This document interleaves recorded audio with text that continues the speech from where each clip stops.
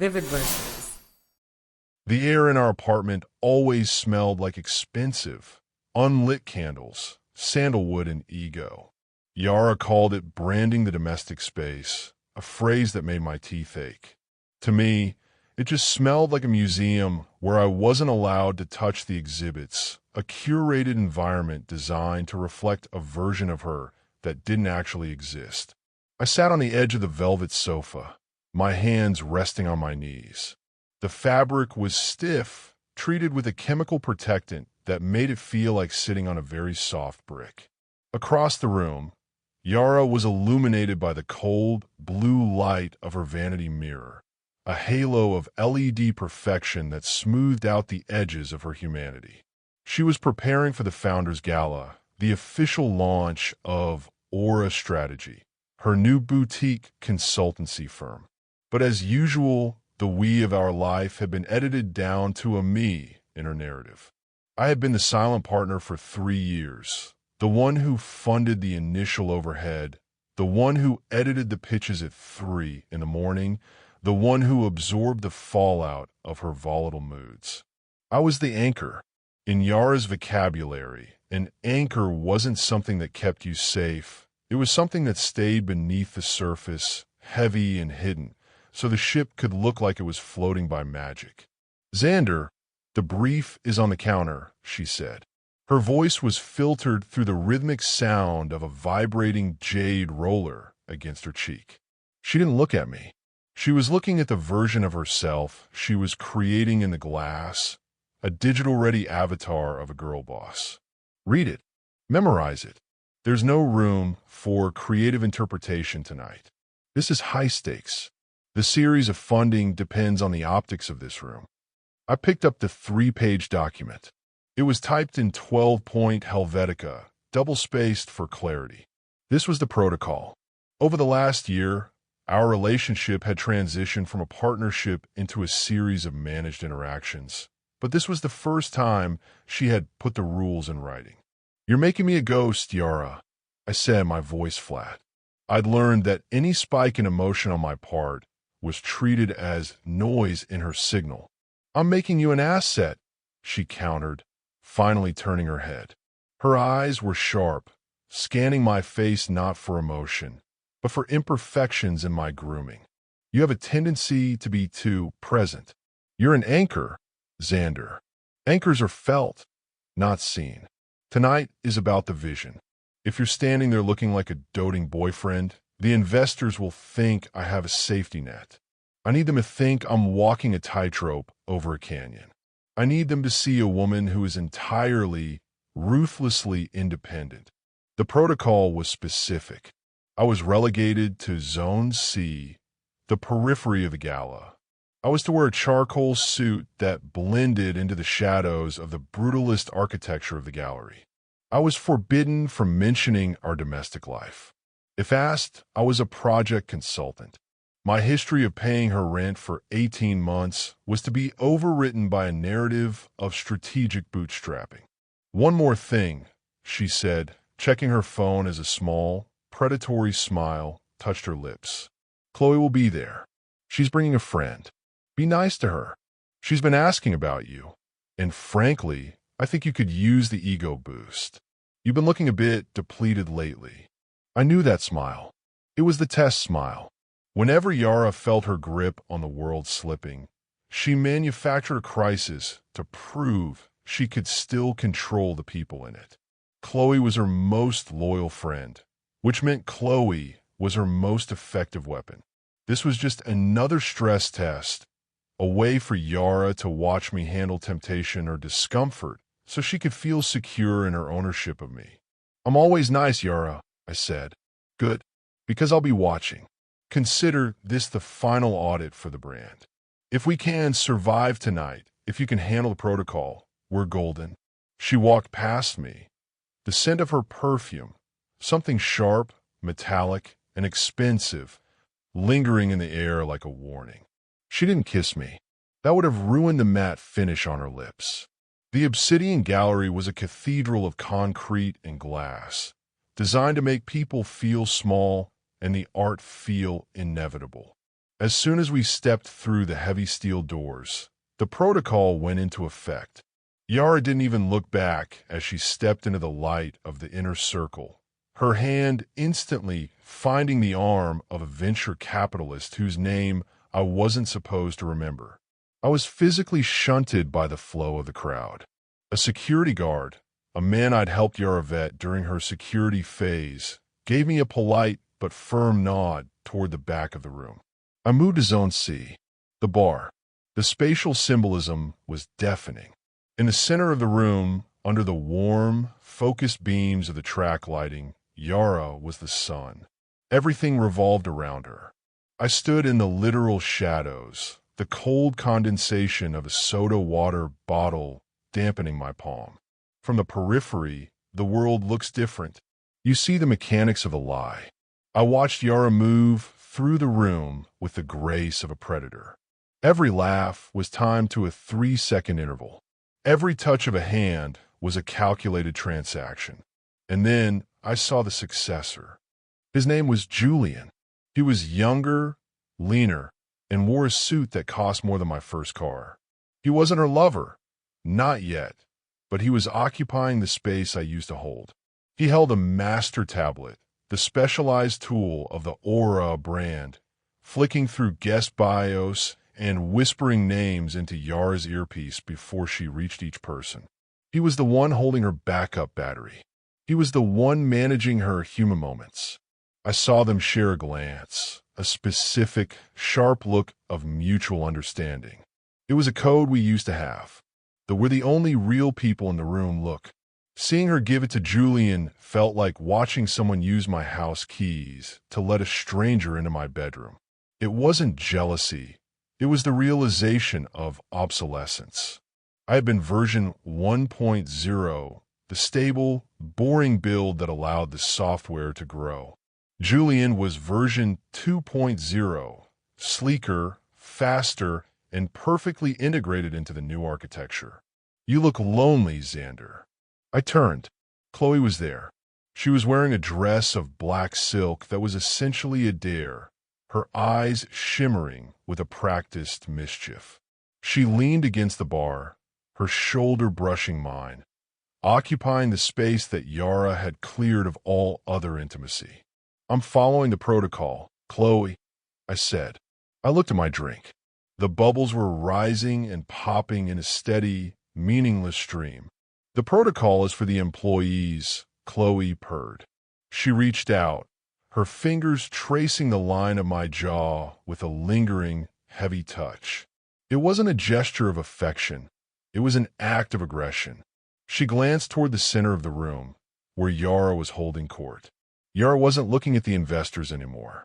She was looking at us through the reflection of a large, silver installation on the far wall. She wasn't angry. She was entertained. She was watching her anchor be tested by her asset. Yara told me you were feeling neglected, Chloe whispered, leaning closer until I could smell the gin on her breath. She said you needed to see what you were missing. She said you were stagnating, that you didn't have the kinetic energy required for the next phase of Aura. The realization hit me with the force of a physical blow. This wasn't just a test of my loyalty. It was a performance of my degradation. Yara had outsourced my emotional management to her friend. She wanted to see if I was still functional, if I would stay in my box, even when the door was left open. Chloe's flirting became more blatant, more desperate. She started talking about a hotel room, about getting out of here, about how Yara wouldn't mind, really, as long as it stayed in the family. She was using the jargon of our relationship against me. Words like transparency, fluidity, and strategic partnership. I looked at Chloe. I looked at the polished, empty face of the woman I'd sacrificed my career and my peace for, now laughing at a joke Julian had just whispered to her. I looked at the concrete walls and the cold chrome fixtures. A single moment of clarity arrived. I wasn't a participant in this life. I was an observer. I was a supporting character who had been written out of the main script and was now just haunting the set. The weight of the anchor had finally become too much for the sea floor to hold. I didn't feel a snap. I just felt the release of the tension. I put my glass down on the marble counter. The sound was a sharp clack that seemed to echo through the curated silence of the room. "I'm done," I said. "Done with what?" Chloe asked, blinking, her hand still resting on my arm like a brand. "The game. The protocol. The audit." I didn't look at Yara. I didn't wait for a signal. I walked straight through Zone B, through the inner circle of Zone, physically disrupting a conversation between Yara and a major tech journalist, and headed toward the exit. I saw Yara's face falter for a microsecond. The mask of the founder slipped, revealing a flash of the insecure girl who used to need me to tell her she was smart. But I didn't stop. I walked out of the obsidian and into the rain. The walk home was 4 miles through the heart of a city that felt more honest than the room I just left. I didn't call a car. I wanted the cold. I wanted the surfaces to be real, the grit of the pavement, the sting of the wind, the dampness of my suit. By the time I reached the apartment, my phone was a vibratory nightmare. The digital noise was the only thing left of our relationship. I sat at the kitchen table, a cold slab of polished quartz, and watched the screen light up in the dark. 2214, Yara. Where are you? You're in Zone C. Stay in Zone C. 2218, Yara. Xander. This isn't funny. Julian says you left the perimeter. 2225, Yara. I saw you with Chloe. You look like you were enjoying the attention. Is that why you left? Because you couldn't handle the heat? Or did you go home to wait for her? 2240, Yara. Pick up the phone. The investors are asking where my consultant is. You're ruining the optics of the launch. This is a breach of the protocol. 23, oh, Tura, fine. Be a baby. You passed the test, by the way. Chloe said you were a stone wall. I knew you wouldn't crack. I'm proud of you, babe. We're golden. Aura is a hit. 2315, Yara. Xander? Why haven't you read these? 2345, Yara. I'm coming home. You better have a champagne ready. We did it. Stop being dramatic and celebrate our win. I didn't reply. I didn't block her, either. I wanted the logs to stay there, a digital fossil record of the exact moment the optics became more important than the subject. I spent the next hour packing. It was surprisingly easy. When your life has been curated to fit someone else's aesthetic, you realize how little of it actually belongs to you. I left the charcoal suit on the floor of the walk-in closet. It looked like a shed skin. I left the watch she had bought me, the one that implied financial stability, on the vanity mirror. I took my old books, my grandfather's tools, and the clothes that she had always told me were off-brand. When the door finally clicked open at 1 a.m., the apartment felt like a tomb. Yara floated in, buoyed by the adrenaline of a successful launch and the 3 glasses of vintage Krug she'd clearly consumed. She saw me and laughed, a high, brittle sound that echoed off the quartz. There he is, the big winner. God, Xander, you really had me going there for a second. The way you walked out? So dramatic. It actually worked in our favor. I told everyone you had a crisis management emergency for one of our shadow clients. It made the firm look essential. Julian took notes on how to pivot that for the press release. She walked toward me, reaching out to ruffle my hair. I moved my head back, just an inch. The distance was tectonic. The room seemed to grow colder. It wasn't a test for me, Yara, I said. My voice was a flat line. I felt a strange, detached calm. The anchor was finally on the deck of the ship, looking at the horizon. Oh, don't start with the emotional labor speech, she sighed, turning to the mirror to begin the process of deconstructing her face with cotton pads and expensive oils. You passed. You stayed loyal. You didn't fold when Chloe moved in. That's what matters. It proves we're a team. It proves I can trust you to be the foundation while I build the towers. No, I said, it proves you're a child playing at being a person. And I'm done being your toy. She stopped, her hand frozen with a cotton pad against her cheek. She turned around, her eyes narrowing. What did you say? I passed your test. But by testing me, you failed mine. I don't build a life with people who view loyalty as a trap they set for their partners. I don't build a life with someone who sees me as a Zone C variable. It was a joke, Xander. It was cute. We've been doing this for years. It was an audit I corrected. I reached into my pocket and pulled out a small notebook. I had spent the 4-mile walk home doing the math. And the math doesn't add up anymore. I've been running the numbers on the US of this relationship. The numbers? She scoffed. You're talking about our relationship like a spreadsheet. That's the only language you use, Yara. So let's speak it. In the last 12 months, you have initiated 14 loyalty tests, 3 fake social media profiles, one of which I knew was you within 5 minutes because you used the same syntax as your pitch decks, 2 accidental run-ins with your exes. And tonight, Chloe, in that same time, you have asked me how I was exactly 4 times. You have forgotten my sister's surgery, my promotion to the firm I actually work at, and the fact that I haven't eaten red meat in 2 years, even though you insist on ordering the brand-appropriate Wagyu whenever we're out. I'm busy, Xander. I'm building a legacy. You're destroying a person, I countered. You've replaced connection with optics. You've replaced partnership with management. I've spent 3 years being your anchor, Yara. I've held you steady through the pre-seed meltdowns and the pivots and the rebrandings. But an anchor only works if the ship actually wants to stay in one place. You don't. You want to sail in circles and check the wake to see if I'm still drowning for you. I'm doing this for us, she shouted, her voice cracking for the first time. She dropped the makeup remover and it spilled across the vanity, a greasy puddle reflecting the LED lights. In this world, if you aren't testing the people around you, you're a target. I was protecting our interests. I was ensuring the integrity of the Aura brand. You were protecting a brand. I'm a man.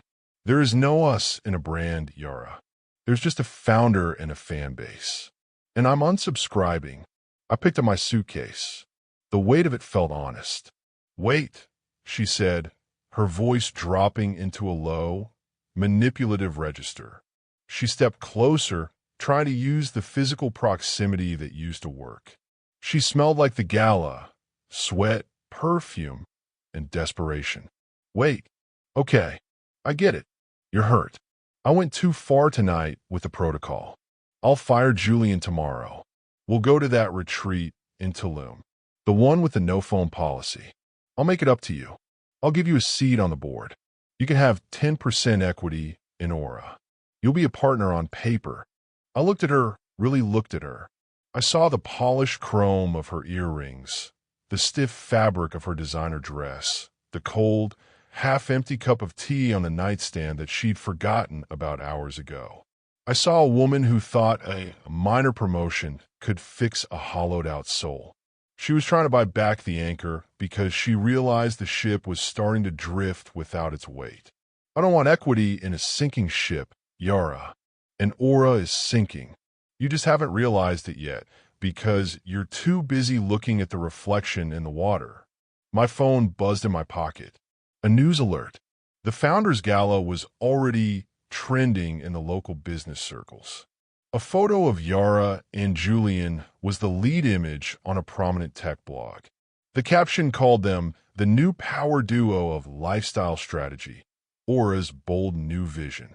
She saw the notification on my screen.